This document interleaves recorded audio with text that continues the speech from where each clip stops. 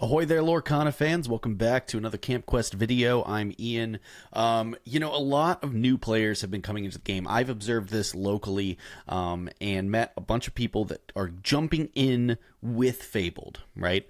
Now, we have talked about on the channel some budget videos or some really off-meta stuff that can be very cheap and affordable for new players to get a hold of. But what if these are players coming from another competitive background, right? So somebody who's played, Hearthstone, or somebody who's played Magic or something, and they want to get in on the ground floor of something that is going to be meta relevant, right? They want to get started. They don't want to drop too much money right away, but they want to budgetize an existing meta deck, something that they can get close to, and then over time trade for or purchase singles for the cards that they're missing that are a little bit more on the expensive side. So what I've done today is I've put together 3 decks that are top of the meta game. These are decks that are competing. They're showing up at tournaments to different degrees. These are decks that I think can be budgetized in a relatively smooth way, right? So like not sacrificing too much of its upper tier power. Now, of course, these are not the fully optimized decks, but I am going to show you the base deck and then the budgetized one and why we've made the changes we've made so that you can get an understanding of like what it means to have a card replace another card and fill the same role that that card is filling. So let's go ahead and dive in with our first deck, which is going to be Sapphire Steel Allies. Okay, so as you can see here, this is a top 16 deck list. This was the highest placing Sapphire Steel list from the Ink Open, a pretty large tournament that happened last weekend. And so we're taking a look at this list and using it as the basis. Now, I'm sure that this is not going to be what the perfect 100% final deck will be over a month or two from now, right, as the decks get further refined. But I think this is a really nice starting point, and I think that it can translate pretty well into a budgetized version, which will not have that upper level power, but will still let you get a feel for the flow of the deck because that core component of it is still, going to be intact. The card draw being something that, like, it's just irreplaceable. Now, here's the thing. If we take a look at this deck, right out the gate, you're looking at a deck that's pretty darn expensive. These Hades are around $13 a piece, right? Look at these docks. Now, this is the part that we just can't compromise on. I think, and I've talked about this before in other videos on the channel, if you watch my guides before rotation, I was saying, everybody buy your docks now, buy your docks now. And I got to be honest, they're still sitting at $7 or $8 a pop. If you're a new player and you want to get in on the ground floor of this game, you got to buy the docks. It's just unavoidable. They make up the foundation of almost every steel deck these days, and steel is one of the stronger colors in the game right now and probably will be long term. It has always been one of the strongest colors in the history of this game, and I don't see that changing anytime soon, so buy your docks. Now, with that said, there are other cards that are kind of expensive and not necessarily 100% have to be in here, right? We're taking a look at these Bagheeras, right? It's a card that hasn't seen a ton of play, but because it's now seeing play, it's an ally, it synergizes, it balloons in price. These scars are a main reason why people are choosing to play this deck right now. However, I think we can solve for that as you try to accumulate these new scars. Now, of course, the thing that's nice about these, this video, these decks I'm going to show you is if you have one copy of Scar from a Fabled box that you bought, yeah, like you can put that one copy in for the card that I have subbed out. So, anyways, just take a look at this deck. These Lilos are kind of pricey, right? They're like $8 or $9, I think. The Scar's like $20 to $25, somewhere in there. So, like, this is pretty unapproachable, right? This is several $100s worth of cards. Now, the strategy, if you're unfamiliar, and I do want to give a little bit of opportunity for newer players to understand what the core strategy here is. So if you're an experienced player or you already know what these decks are, you've been running into it at League, you bear with me. The core concept here is with Ally mid-range, is that we are curving some really solid cards here in the early game into a ramp package where we're hopefully trying to get to 6 or 7 to be able to start playing our huge, amazing threats in Tinkerbell, Hades, and Vincenzo, right? The way we're going to do that is we're going to play out one of these 1-drops and 2-drops, and then we can ramp whichever one is still alive on turn 3 with Pleakley. Or if we miss on Pleakley, we can do it on 5 with Donald, which will get us a ramp from the top of our deck, and then on you'll be able to ink to 7 naturally on your normal turn 6. So between these two, it is a convenient way. It is character-based ramp because we don't want to be wasting a bunch of time playing actions to ramp and stuff like that. Like, we want to make sure that we're able to keep the tempo up and keep bodies on the board. One of the nice strategies, and the reason why we're focusing on allies, is this Jasmine. It is a shift 2 Jasmine that whenever she quests, it allows you to look at the top 3 cards of your deck and put an ally character into your hand. Well, what's really nice here is we have some solid allies. In the base version of the deck, we've got this Bagheera, we've got Tinkerbell, we've got Vincenzo, right? And of course, a lot of our early game, the Smee, the Genie, these are our evasive answers for the powerful evasive decks in the format, like Blurple especially, but even like Amethyst Steel and Ruby Amethyst is sneaking in there with some Dumbos as well. And then Lilo is a nice way to buff things up. It does have some tangential synergy with our alien, but this is sort of the, as you can see, there's only 2 copies. It's a very situational card, so it's an easy one to replace, because remember, we're replacing cards that are, you know, situational, non-foundational, and cards that can have, you know, at least cheaper, close synergies, right? Things that are like almost as good as that card, and that they can be a stand-in while it takes you time to accumulate new cards. So that's the strategy. And then once you've kind of ramped up and you're in those big, you know, those higher inks of 5, 6, and 7, you're just playing out big threats. You're using them to remove things. That's the nice thing about Vincenzo. Comes down, deals 3 damage. This guy's so cheap. This guy's less than $1.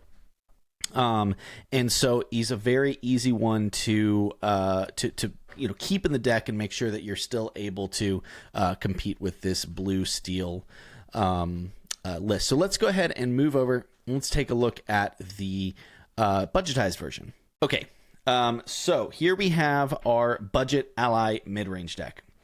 So the thing that's interesting with this one, and here I'll tighten it up so it's a little bit bigger for everybody.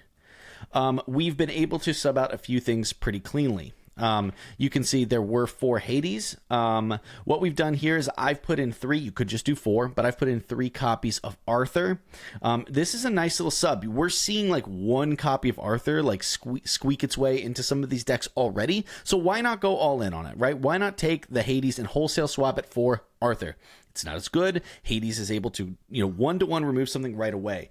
But Arthur does have some synergy with some of the other cards in the deck, right? We're able to give that, you know, that +2 challenger, resist +2, and challenge ready characters to one of our many powerful, well-statted units, including ones with evasive, right? We have the Mr. Smee and the Genie. What's better than having an evasive answer sitting there waiting to act, waiting for their thing to exert, challenging it while it's ready? So that is a pretty nice synergy just right there. If we're looking at the rest of the list, right? So like we don't have those Bagheeras, but you know what, a nice alternative that's only like $2 or $3, and you might have pulled them in your fabled packs, this new Jasmine.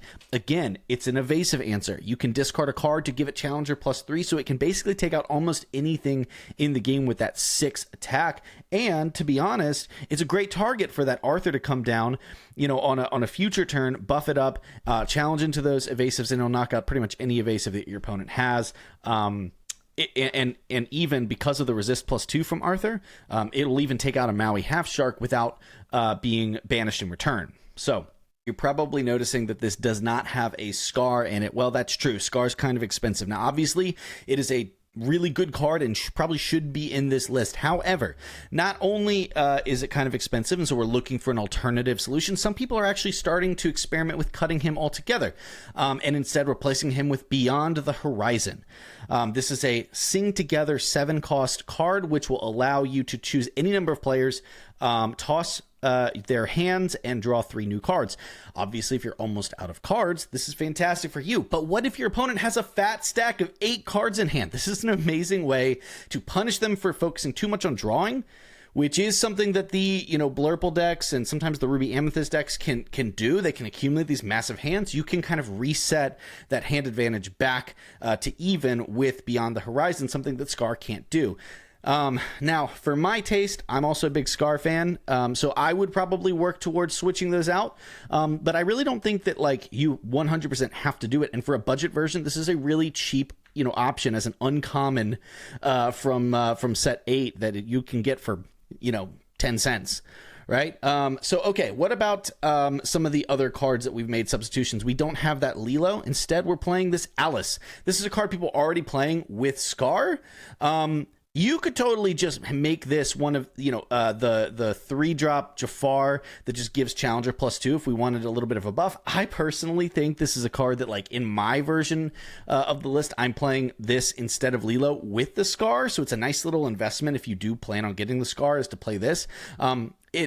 Because you have so many huge units with big attack, right? Especially this Jasmine, you can actually set up these turns where you can have your characters be questing, supporting others, getting value traits, or if you have a big enough lead, you can close the game very quickly or catch up. I really like it. I think that it synergizes nicely with these things. It's a little bit of a later game option. It's not something you really want to be curving out. It's not really something that you want to be playing proactively. Like, you play it either when you need the support to get a key trade on something, or when you have enough space and enough breathing room in the game to develop something that's a little bit of a slower play. It has a reactive mode and a proactive mode. I've always been a big fan of Alice, if you followed the channel for a while, and this is one of the best ways to incorporate it into a deck like this. And if you're doing it as a budget, this is a really cheap card. It's a super rare, but nobody's respecting it right now, so you can definitely find copies of it and put it into the deck. So yeah, the Tinkerbells are fortunately very cheap now. That's great. The Arthurs are like $1 a piece, an awesome substitute. Vincenzo, everything else in here is really quite affordable other than the docks, but as I've already stated, and we will see another dock deck in a minute, but as I've already stated, dock is one of those cards that I just think everybody needs to just bite the bullet and purchase 4 copies of. It's just too essential to steal strategy. So anyways, that is the Budget Ally mid-range deck. By the way, shout out to Ravensburger for putting together an amazing local play kit, right? Because the OP kit this time has Strength of a Raging Fire, which not only has been printed once, it's been reprinted, and now you can get like promo versions by going to League. This is fantastic for newer players to get this essential core card to steal at a really affordable price. So get your copies of Strength. They're I think about $1 or $2 just for buying the singles, but you can also get them by going to League, which is awesome. So all right, let's move on. Okay, so Purple Steel is a deck that's been competing pretty well into the metagame. It's also a very beginner-friendly deck. It's very, I don't want to say necessarily like forgiving, but it's consistent. It's reliable. You're not going to get a lot of hands that you can't play. And this is a list. This is from the top 32 as well of the Ink Open. Not only did this deck perform pretty well, I think this one was 6-3. I pulled this one out because it's the closest to the list that I'm currently playing that I can personally recommend that does really well. This is what in the JDRR. This is very similar, from what I understand, to a very popular player, JDRR. If you haven't seen, he's all over. He's a master, deck builder and brewer. So you can. I think he has a Discord that you can join and pay to join and participate in. So if this is your speed of this kind of deck, maybe go check him out and the stuff that he's doing over there. It's pretty close to what I play. A little bit different on mine, but the general structure and the speed of the game is quite similar. So I'm choosing to show this list. Purple Steel is also a great option for new players, right? It is 2 colors that are pretty foundational to most of the meta strats right now. Most decks are either steel or amethyst or both, and so it also is just one of these are the 2 most consistent colors over the course of the history of the game. These 2 have been these 2 colors have been making up or forming the backbone of most of the meta decks for a long time. So it's a very safe investment for new players, and this deck is a little bit pricey. Now I think that it could be pricier, and there are decks out there. There's a reason I'm not going to do a Blurple here, guys. Blurple is just, you can't play it well as a budgetized version, but I think we can budgetize this one. So most of the cost here is going into these Calhouns. Again, docks, but like I've stated, we're going to stick with the dock. We've got these genies here. Oh my gosh, $15 a pop. I really hope you all listen to my advice coming up on Fabled, because this was the card that I'm like, it will shoot up in price. It will form the backbone. It's a worthy investment. It's oscillated between like $9 and $15 for most of its history. It's been, it's a bit on the high side right now because Amethyst decks are just dominating. There are other decks out there, but Amethyst decks are just so consistent. And so we have got this Genie, $15 a pop. Okay, you're doing the math there. That's $60 if you want, to get these Genies. And while it is a worthy investment, maybe you're just not ready to pull the trigger. Same with these Yzmas. They've ballooned in price. And so this is a legendary from a couple sets ago. And, because it's now seeing play, a lot of people are gravitating towards it. And so the price is going up, up, up. Elsa is a card that I do think people should go ahead and bite the bullet and buy. It costs about $5 a pop. But again, all of this stuff, it all adds up, right? And so let's go ahead and see if we can make a build that is budgetized. So we've got this budget Amethyst deal. It's about $65 to put together. And you can see most of it is remaining unchanged. Again, I am styling it in the number count, directly from that list, right? And so where we can keep the numbers the same, we will. So the 1-drops, they're all the same. The 2-drops, though, is where we started to make some changes. We don't have those Calhouns. Okay, what are we putting in place of Calhoun? Right? We've still got the Kuzcos, the Docs, the Smees. Let's put in Raja. There's a reason we're going Raja. It's a 3/3 illusion with Vanish. But this stat line is fantastic. A 3/3 for 2 is going to be able to make some key trades and sometimes live against those 2 attack units. So it can serve as sort of this enforcer role, similar to how Calhoun does. Now, obviously, you're not getting the 2 lore. You don't have the resist. It's not better than Calhoun, but it is a serviceable replacement, for a newer player trying to pick this list up and get a feel for it. It will serve a similar role. Now, the other reason we're playing this is because it is an illusion. And, we've got this Palace Guard, that's an illusion. We've got this Cobra, that's an illusion. And so if we fast forward a little bit to the 4-drop slot, which is where a lot of the changes are, we don't have Genie in here. We don't have Yzma in here. How are we drawing cards? Well, we have some really nice substitutes. We have the Dolores Madrigal, which is a 3/3 quest for 2. That's a nice little stat line right there for 4-drop, by the way. And when you play it, if there's an exerted character of your opponent's in play, you can draw a card. This happens constantly. It is so easy to set this up. I've been playing Dolores and testing it myself, and I will notice sometimes I'll say, wow, I've got this Dolores, I want to play it next turn. I'm going to quest something, even though I know my opponent's going to trade into it, because next turn I'll be able to draw a card and then trade my other stuff back into it and kind of keep that cycle going. This is kind of what this deck wants to do. It wants to play threats, quest, challenge, and get value trades when possible, but keep the cards cycling. That's why we have so much character-based card draw. Diablo, Kuzco, Doc, Dolores, and Treasure Guardian. Okay, what's up with the Treasure Guardian?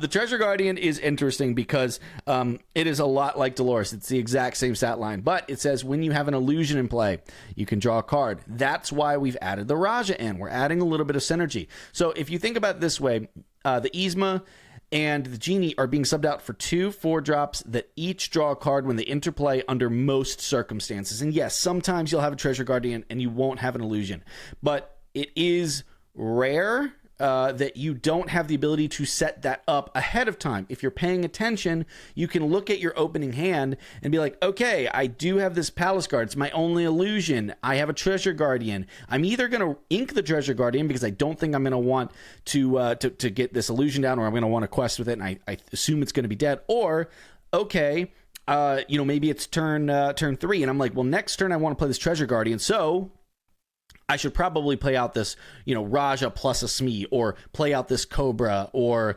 a Palace Guard plus a Smee, or a Raja plus a Palace Guard, or a Raja plus a Hook. Like, you can set it up ahead of time, and if you don't have any illusions in your hand, you don't have to be sitting on this Treasure Guardian the whole game waiting for one. Just ink it early, and you'll find more card draw throughout the deck. So, anyways, that's what we're doing. The bells are cheap now. This is awesome. I could make the argument that this should be a 4 of, but to mirror the other deck, we've got 2 in there, and Gantu is our Elsa substitute. Now, to be clear, Elsa's way better. You should buy Elsa's. They're about $5. I think it's worth it to spend $20 to get a staple Amethyst card that like you just, but of course it shoots the price up, right? $85, $65. So I'm really trying to show how we can find substitutes. Well, if we don't have Elsa's ability to sort of control the game and take trades with that evasive tag, we need to close games faster. So we're putting Gantu in as a big questing for 4 body. It's hard to remove Gantus in this meta. It really, really is. There's so much less damage-based removal. He's got a nice 4 willpower, so even, or sorry, 4 strength. So even like a little Sisu that some of these, you know, sporadic red decks are playing can't deal with him conveniently. They would need to give him a -3 before removing him. That's really hard to do in this, you know, in this environment. And obviously, you know, you play him, you're hoping to play him and quest with him, and then if he dies after that, no big deal, you got 4 lore. So it's just hard for people to, you know, to deal with him, right? And so maybe maybe they can set up a bell. That's probably the cleanest way, is a 3 damage movement bell. But, you know, I think that he's a serviceable inclusion that is dirt cheap, and is a good way to kind of try out this aggressive amethyst steel deck. Fire the Cannons, Strength of Raging Fire, you know, both of them quite affordable. So yeah, I mean, you know, let me know what you're thinking about these budget decks. If you have requests for other decks you'd like to see me try to budgetize, put them down in the comments. I will tell you, some of them just can't be budgetized. You know, Blurple, I think that the Clarabelle decks are so reliant on Clarabelle, which is a $25 card, like you just can't budgetize them. But maybe there's something else out there that you'd like to see me try to budgetize. So yeah, get on down in the comments. Let me know what you're thinking. Let's get into the last list I have for you. This is probably the one I'm most excited about because I do think that it, you know, to be honest, it's the cheapest good deck out there, and not a lot of people are preparing for it.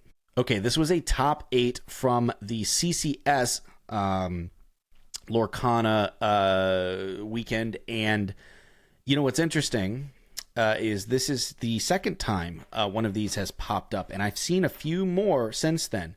So a player named Michael, I want to say, had made a top cut the weekend before, so the weekend of the Fabled set release, so super early, and it is basically this deck with, you know, maybe 1 or 2 cards were different in his deck. This one just got top 8, so that sort of, you know, reinforced the idea that this is a real deck. They're calling this Sea Dogs, which I think is really fun. This used to be a Chernodog, but of course Chernobog has rotated. So what are we doing here with this deck? It seems weird, doesn't it? You've got all these fast, aggressive cards in here, but then you're playing Under the Sea. Well, when you start to really dig into what's going on here, it starts to make sense. One of the things that Chernodog, and really aggro decks in general, can sometimes struggle to do is deal with other aggressive decks or buy themselves time to close the game out, right? Under the Sea is the only board wipe, you know, in the game, the only true board wipe in the game, right? And the big thing that makes Under the Sea hard is, one, it's in green, you know, which doesn't have as much initial overlap with some of the singer stuff. Like, you know, Ruby has Powerline and some of those singers there, you know, and Amber has a bunch of singers, right, with, you know, all of the princesses and whatnot.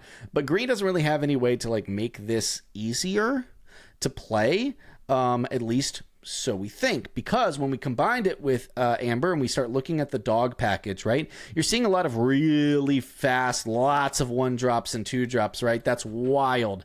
But the reason we're doing that is we're trying to flood the board, and then use our 7-drop Tramp. This is a ridiculously powerful card that lets it's a 7 cost that discounts itself by 1 for every character you have in play, and it's a 2/6 quest for 2. Now that is a weak stat line for a 7-drop, but when you play this guy for like 3, it starts to feel really good, right?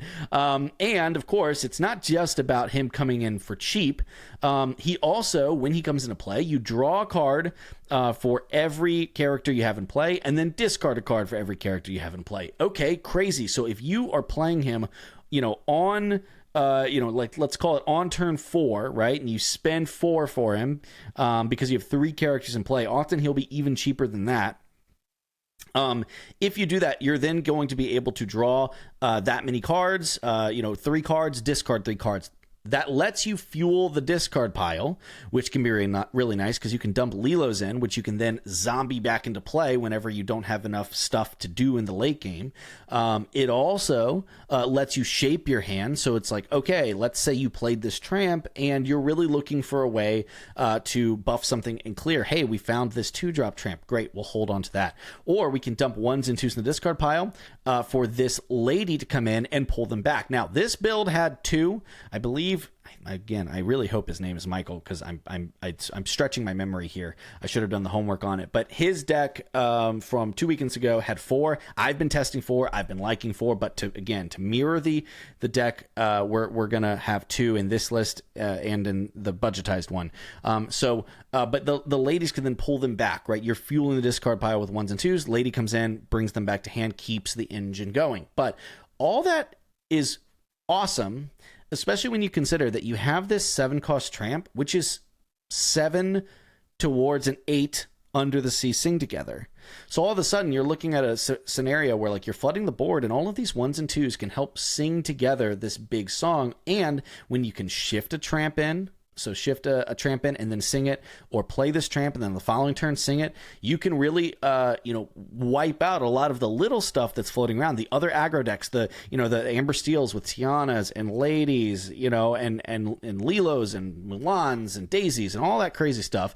A lot of the same Amber stuff that you have here, but you can wipe all of that out and then snowball your way to victory. And similarly, for some of the decks with more resilient stats, we can play a slower game and we can play Scrump. This is a really weird item that's never seen play before this deck, but it's kind of perfect. It's an item that comes in, and as many times as you want per turn, you can exert one of your characters to give chosen character -2 attack until the start of your next turn, which not only lets you potentially do some stuff where like you can exert one of your characters to reduce someone's attack so that they can't trade into your stuff. You can like lower a Calhoun and make sure they can't get their lore. There's some nitty gritty stuff, but the main reason is against decks that have higher attack characters, a lot of the steel decks, some of the purple decks, right?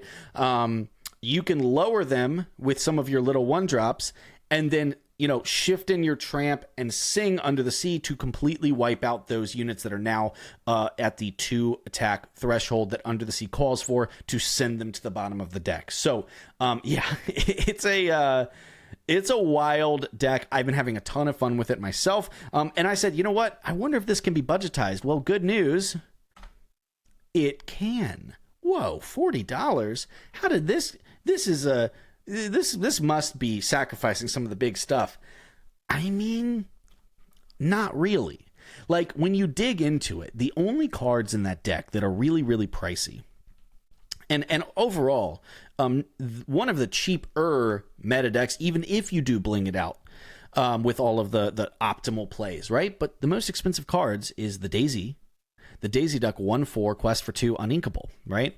But since we know that while we do have the aggro mode, just play a bunch of stuff, quest in their face, try to close the game quickly, we have that game mode we can always try to play, depending on the matchup, right? But because we know that we don't often have to like send everything to the right away, there's no Ruby board wipes we really have to be, worried about. Other than other Under the Sea decks, we don't really have to worry about our stuff getting interacted with constantly. Yeah, they might have a Fire the Cannons or a Strength here and there, but you're often swarming the board so much, you can generally rely on, especially your bulkier cards, to live. Now, that's why you'd play Daisy, because it has 4 willpower. But ultimately, we can totally sub in this Cursed Merfolk here for the Daisy. It is just as good at questing and turboing through the game, because obviously it has that 2 questing on a 1 cost uninkable, but it also has a tangential effect that if you are doing this, like, hey, I'm going to race you, I'm on the play, and I'm worried that you're able to control, maybe a Baja Blast, like a green-blue, that's another Under the Sea deck, and hey, I can't sit around all day or they're going to wipe my board because all my stuff's little. I got a quest, I got to get in their face, and this is what the Cursed Merfolk is perfect for. and it is just as good in that role as Daisy, if not better, because Daisy often feeds a card, to the opponent, whereas Cursed Merfolk denies a card. If they want to take it out, they have to, with a challenge, they have to discard a card, which can often like stretch their resources and make it hard to keep up with you as you continue to pile on the pressure. So we've made that 1-to-1 switch, and it feels pretty good. Well, what else is expensive? The 3-drop Lady. I got to be honest.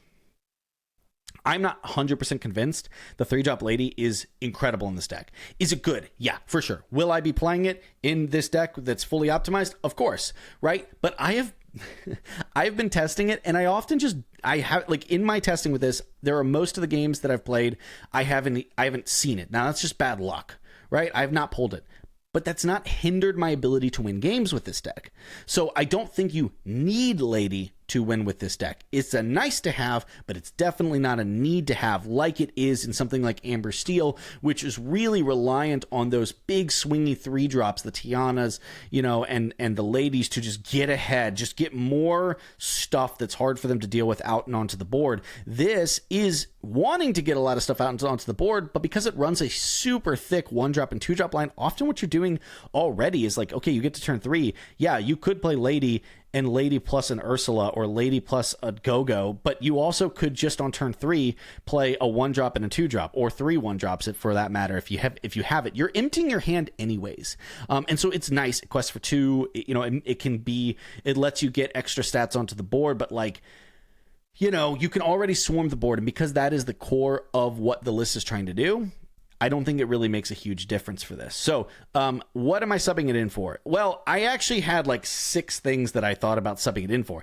I thought about the 3-drop Hey that can come in, and if your opponent has more ink than you, it ramps from the top of your deck, and also Quest for 2. That's pretty nice in a deck like this, because you do often have a hard time inking past like 4 or 5, and so that's usually not a big deal because of all of the little stuff. But sometimes you'll pick up a 6-drop tramp and be like, dang it, I am on 4 ink and I can't get this in play this turn, and so that Hey could maybe help smooth things over. I decided to go with Clarabelle, mostly because of what I just told you. Sometimes you'll have a hard time, getting up to that ink total because you're emptying your hand so quickly. Well, my thought process is like, hey, on turn 3, especially if I've gone like turn 1 a 1-drop, turn 2 2 1-drops, I'm going to have less cards than my opponent most of the time. And especially after turn 3, if I were to pick this up around turn 4 or 5, or even if I'm just top decking this, like the difference when you are top decking and just playing whatever you have, and then you can pull another card off the top, like that's pretty nice. And so we can put these 3 Clarabelles in there just to sort of bridge that gap and keep the gas on against the slower decks that are trying to accumulate a larger hand size. Ultimately, this could be like a half dozen things. You could kind of interpret this 3-cost inkable card in a dozen ways, but this is the one that I chose, and I think this and the Hey are my favorite options of them.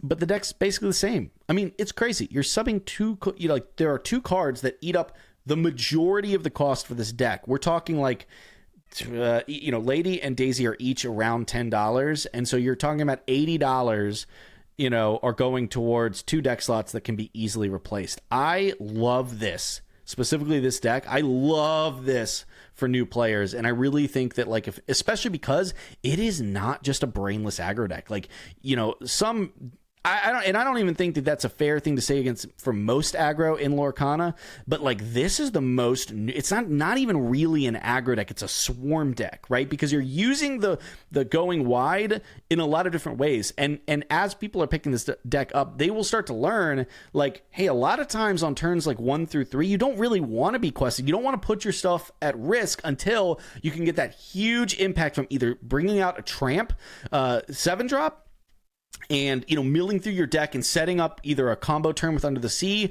or even just setting up additional resources in the form of finding like a 5-drop Lady or something. But the other thing is it has enough reactive tools, right, to deal with other aggro decks, but you can also find the 6-drop tramp, shift it in onto your your 2-drop tramp, and then tap everything and be like, if you want to trade into this stuff, I'm gonna draw for each one you banish with my awesome 6-drop shift tramp. There's just a lot to love about this deck. It's a powerful deck, but it's also one that like will help teach a lot of the fundamentals of the game. It'll teach new players how to know, ooh, I really should deal with that, even though I want to have a wide board. Like, I can't let that Dumbo live. I need to buff up my Go-Go and trade into it. Or it'll let them know, hey, there's a Captain Hook and a Calhoun down. I don't want to quest any of my 1-drops, because if I look ahead a turn or two, I want to get this super cheap 7-drop tramp, you know, draw through my deck, play a Scrump, and wipe the board with Under the Sea. And so, like, you know, there's a combo mode, there's an aggro mode, you can kind of board trade with a little bit of the buffing from Tramp. It's awesome. Like, it's an awesome, fun deck. Is it the best of the best of the best, sir?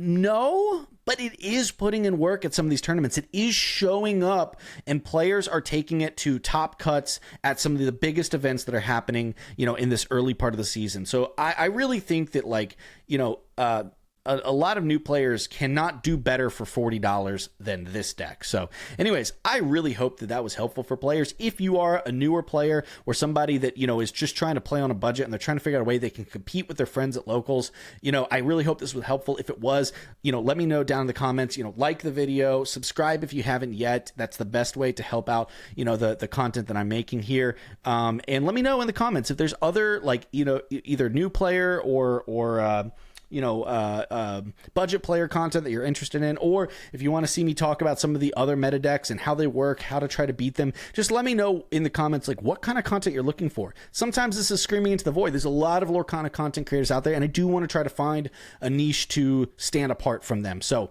let me know what you're interested in seeing. Let me know what content that you'd like to see that isn't out there, and I will do my best to try to fill that need. So thank you so much, and we will see you on the next one.